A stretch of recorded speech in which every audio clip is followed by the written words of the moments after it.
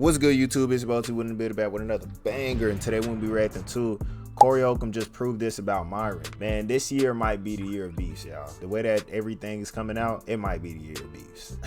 But with that being said, let's get straight to the video. Let's do it. A few days ago, Myron Gaines decided to weigh in on the Corey Holcomb Anton Daniels situation, and of course, he was disrespectful as F. Of course, Myron finds a way to put his foot in here for some reason.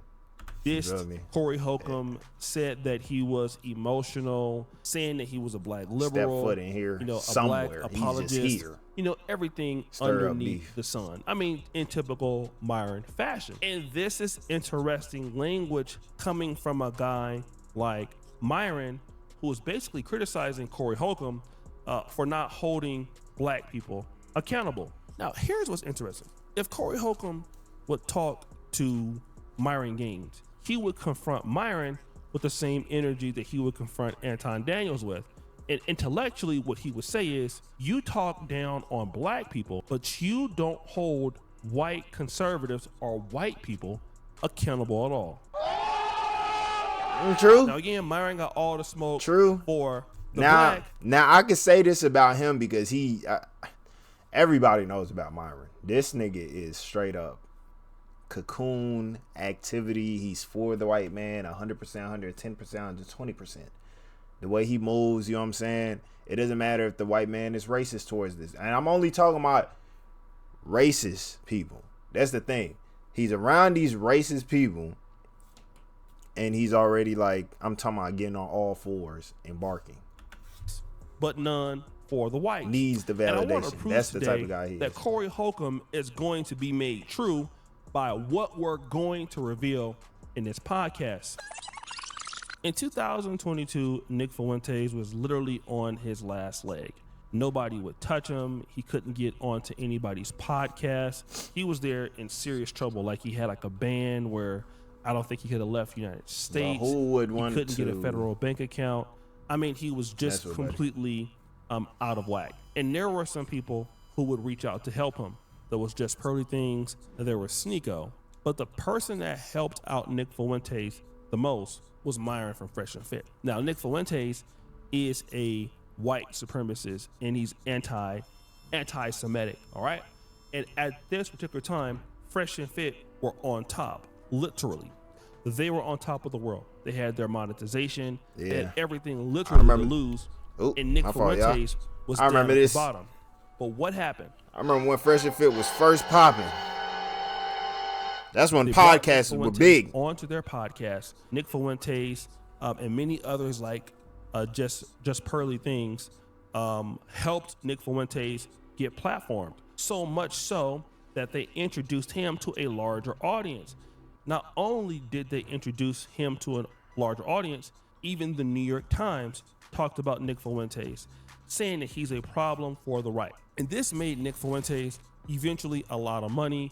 Recently, there's talks that Nick Fuentes is about to get a deal in gold. That's right, not in cash, but in gold. And so when Nick Fuentes was basically trying to come up, nobody would touch him. Patrick Bet-David wouldn't touch him. Candace Owens wouldn't touch him. And so all of his fans would go into these popular, people on the conservative right and ask, like, when are you going to bring Nick Fuentes on? When are you going to bring Nick Fuentes on? That's exactly what you kept hearing. And then Nick Fuentes would get an interview with Candace Owens as he rose up to the ranks, and he would also get one with Patrick Bet-David. He would also get one with Patrick Bet-David. But look at what he's going to say. These other people, they've got employees, they've got a business. It's risky to have me on their show. As you know, it's a real risk. And credit where it's due. Think about all the people that have platformed me over the years before this stuff was popular. I think about people like Myron, Sneeko, Pearl, and there's so many, but I think about those three in particular because they all had me on their show in 2022, 2023, really right before all this stuff became mainstream, and they got shot out of the sky, every single one of them. They got in right before it became mainstream, literally right before the censorship let up right before it became popular. And so it's all, in a way, it's sort of like tragic. It's like Pearl, her whole company blew up. Myron got demonetized. So he literally is admitting that Myron, all these guys helped him and they lost out because they helped Nick Fuentes. But then there became an issue. That to Myron. I told Myron, I said, I don't like that you hang with people that are talking shit about my family and he knows how I feel about that. And I told him, like, it's hard for me to work with you if that's going to be the case, you know? And I'm not trying to say, oh, anyone that has a problem with me, but it's like, these are people that go after my...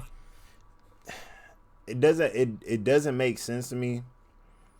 Myron, you, like, oh my gosh. So you're telling me these people put him on, right? And then, especially Fresh and Fit, Myron specifically, right? Helps this guy. He then gets a platform. He then gets, you know, some type of sponsorship, whatever he's getting, right? You lose your shit, so you lose your monetization. You know what I'm saying? You lose that shit. And he's up here right now, and you just like I'm talking about a fat ass drop. That shit tanked. Like, it's that bad? Like, yo, like it's really horrendous. I don't even know how Myron be in the spotlight anymore. Like, how do we even still be talking about Buddy? He comes out and says that outlandish shit. We need to just like forget about him. This is what needs to happen. Unless he just has the team that just knows how to, you know what I'm saying? He got a team that just knows how to advertise his shit. Cause there's no way this nigga is still in the spotlight for people to even be talking about him. Why is he even still relevant?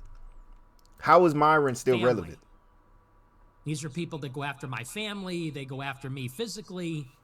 And I go, yeah, you know, it's hard for me to actually work with you if that's going to be the case.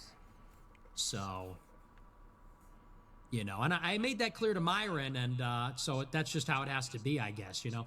And here's why, you know, and I don't want some big drama. I like Myron. Myron's a good guy, smart guy, everything like that. But, you know, I know a real friend is not going to hang. If you're really my friend, you're not going to hang with somebody that's attacking my family. You see, Myron has this Jewish manager that, for whatever reason, does not get along with Nick Fuentes. And so Nick Fuentes was saying that, listen, I know that you helped me. I know you've done everything for me, but the situation is this. If you keep allowing your manager to do everything, then you know what? I can't do anything for you.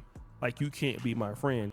And this is interesting because, you know, when Nick Fuentes don't tell me they got on all fours. Myron defending him. Myron has defended Nick Fuentes. He's been so loyal to him. And then Nick Fuentes is saying that, hey, this is the issue that we have. And now Nick Fuentes is getting all kind of opportunities and all kind of money. And Myron is not able to monetize. And he's not helping. Right, like that, simply because, number one, Nick Fuentes is white and Myron is non-white, and Myron can't grow at the same level as Nick Fuentes, and Myron sacrificed his career to help Nick Fuentes grow. And then now people started to realize it. Chatted Monday, and you kind of just ignored it. Admit Nick's engagement versus Mux on X is weird. Used to do Fed work, and Nick has only been with mainstream people while avoiding your writings on the wall.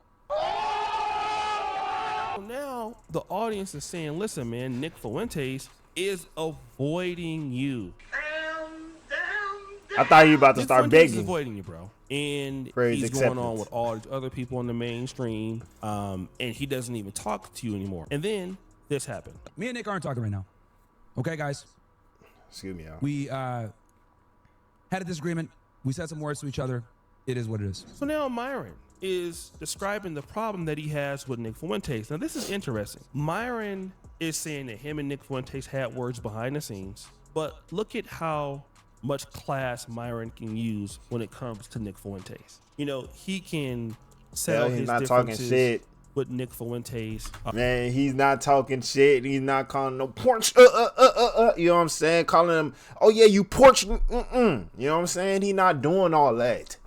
That nigga is just straight up man, me and Nick Fuentes we're not cool no more.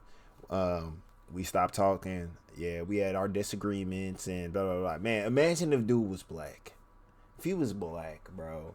If Buddy was black, man, the amount of shit that would be coming out his mouth would be crazy. It would be crazy. In a respectable manner. He cannot throw shots at Nick Fuentes. He cannot be upset with Nick Fuentes or publicly embarrass Nick Fuentes, even though he has issues with him. And there's this other guy by the name of Clavicular, where Clavicular has a relationship with Nick Fuentes and Myron. And so what you're seeing is that Nick Fuentes and Myron happen to be in the same place, and they still don't get along, but they briefly give each other a hug, and they just continue on doing whatever they're doing. Now, this is interesting because when it's the white racist conservative man who talks down on the community and all blacks in general, and this same white guy who you have helped with your platform, a guy that you brought, pretty much raised him from the dead, and you made him or helped him go mainstream, while at the same time your career is suffering, you can speak about him in a respectful way. But when it's the blacks who have not done anything but to help you, and I could talk about so many blacks that have helped Myron. I could talk about Kevin Samuels. I could talk about the legendary Solo TV 84, my big bro here on YouTube, who is the reason why Fresh and Fit even got together in the first place. And so when you talk about people from the black community or the black manosphere, which is responsible for how Fresh and Fit even got, to who they were. And then you can disrespect those blacks all day. Kevin Samuels helped put Fresh and Fit on, helped them reach a wider audience. And then now you got a lot of respect for this white man who is a racist, who basically has turned his back on you after you've helped him. You have found a way to be respectful to this white man. And again, it just goes to show you how they treat these. This is what it means sometimes when people be saying, oh yeah, when black people be saying this, they be like, we have no allies. But again,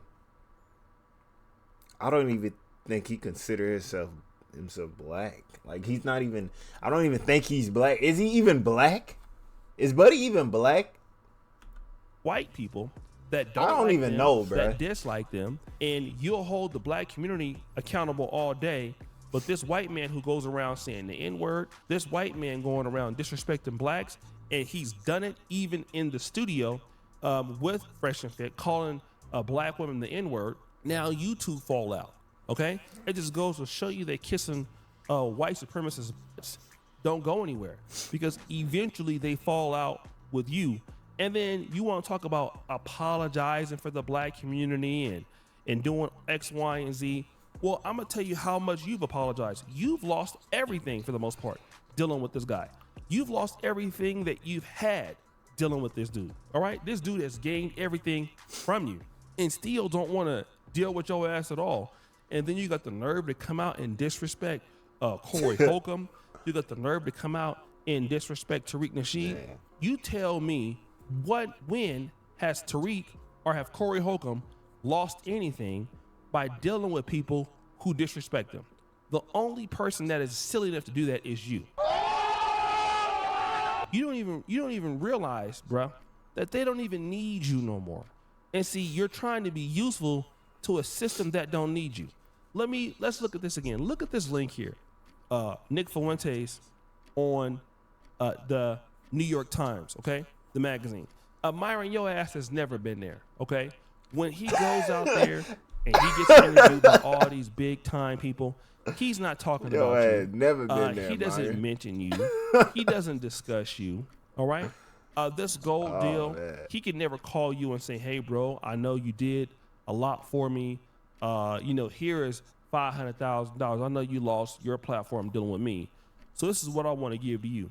He ain't thinking about your ass. He don't think about that, all right? He don't look at you like that, bro. And you're the one who is not even intelligent enough to know that you've been used. But you go and you talk about people such as Corey Holcomb, Tariq Nasheed, people like that who are Dr. Umar, and Dr. Umar has a lot of problems. But the one thing that they have done is they have stayed loyal to the communities. You're staying loyal to a community that don't even appreciate you, which makes you even silly.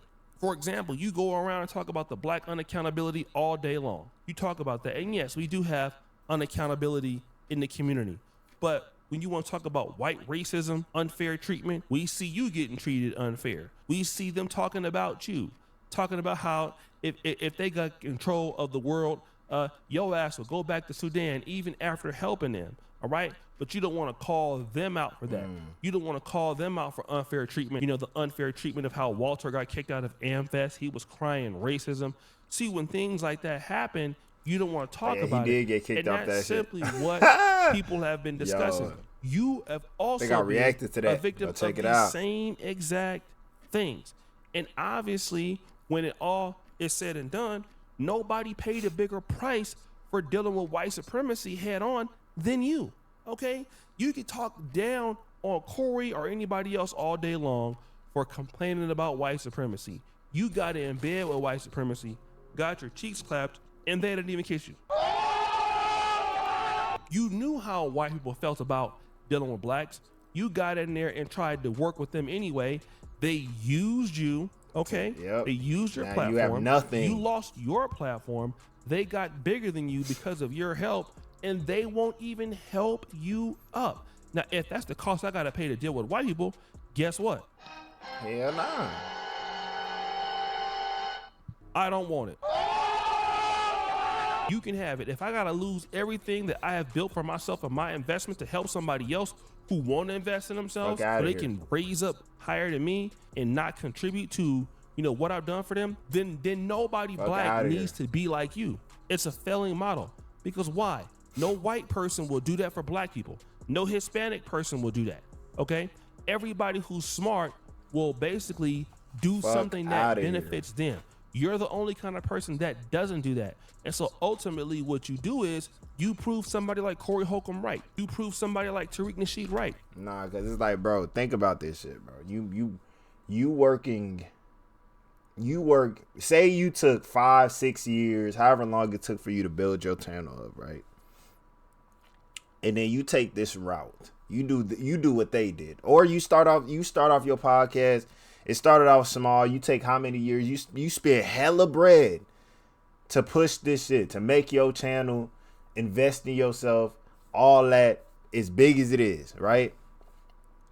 And then you do some dumbass shit like this. You take the route of spewing a whole bunch of bullshit. Then you collab with the wrong people that's gonna fucking destroy your brand. And now you're here. How are you gonna feel? Like, how would you feel? Like, I'm not gonna lie, I would have like a knot in my stomach. Like, I would be sick. I'm not gonna cap. Like, I would be sick as fuck. I would be so sick.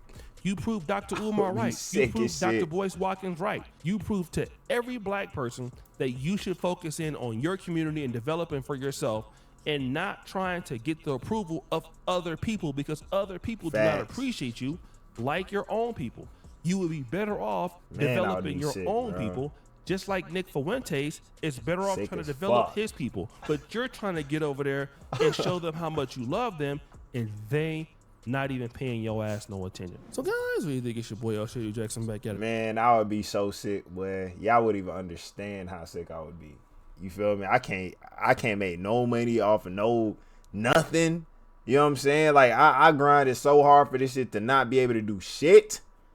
Man, I mean, he deserves it though, definitely. But me personally, I would be sick. I don't care what route I took. You feel me? Whatever route I took, I still built it up. I got it to where it was, and then I lost it all. Hell nah. Anybody would be sick. It don't matter who you are. You would be sick as fuck. I'm not gonna lie.